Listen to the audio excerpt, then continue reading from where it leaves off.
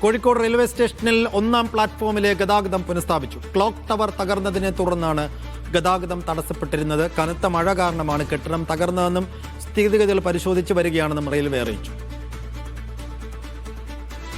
വിബീഷ് വിശദാംശങ്ങളുമായി. വിബീഷ്, ഇപ്പോൾ ഗതാഗതം പുനഃസ്ഥാപിക്കാൻ കഴിഞ്ഞത് എങ്ങനെയാണ്? ഈ ക്ലോക്ക് ടവറിന്റെ അവശിഷ്ടങ്ങൾ പൂർണ്ണമായി അവിടെ നിന്ന് മാറ്റിയോ? ഇത് പൊളിയാൻ കാരണം എന്താണെന്ന കാര്യത്തിൽ ഒരു പ്രാഥമിക വിലയിരുത്തലുണ്ടോ വിബീഷ്?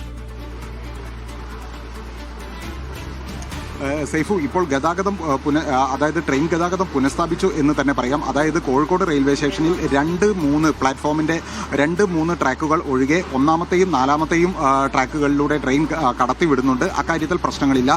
ഇനി 2-ലും 3-ലും ആണ് പ്രയാസങ്ങളുള്ളത്. ഇതിന് ഫിറ്റ്നസ് ലഭിച്ച ശേഷം മാത്രമേ ഇവിടെ ട്രെയിൻ കടത്തിവിടുകയുള്ളൂ. അതേസമയം ഈ ക്ലോക്ക് ടവറിൻ്റെ ക്ലോക്ക് ടവർ ഇടിഞ്ഞു വീണതിൻ്റെ ഭാഗമായി ഷീറ്റുകളടക്കം പൊളിഞ്ഞു താഴെ വീണിരുന്നു.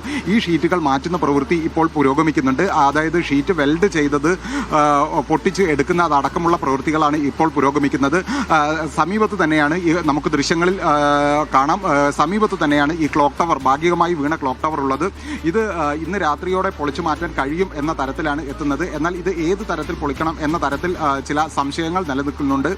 വലിയ ഹൈറ്റുള്ള ഒരു കെട്ടിടമാണ്. അതിൻ്റെ അടുത്തേക്ക് പോകുന്നതിന് തന്നെ അപകട ഭീഷണിയുണ്ട്. അക്കാര്യത്തിൽ ആശങ്കകൾ, അതുപോലെ തന്നെ ഏത് തരത്തിൽ വേണം എന്ന കാര്യത്തിലും ഇപ്പോൾ സംശയം നിലനിൽക്കുന്നുണ്ട്. അതേസമയം താഴെ ഭാഗത്തുള്ള ഷീറ്റുകൾ അടക്കമുള്ള ഇരുമ്പ് ഷീറ്റുകൾ അടക്കമുള്ളവ ഇപ്പോൾ പൊളിച്ചു മാറ്റാൻ നേരിയ തോതിൽ തുടങ്ങിയിട്ടുണ്ട്. സൈഫോ.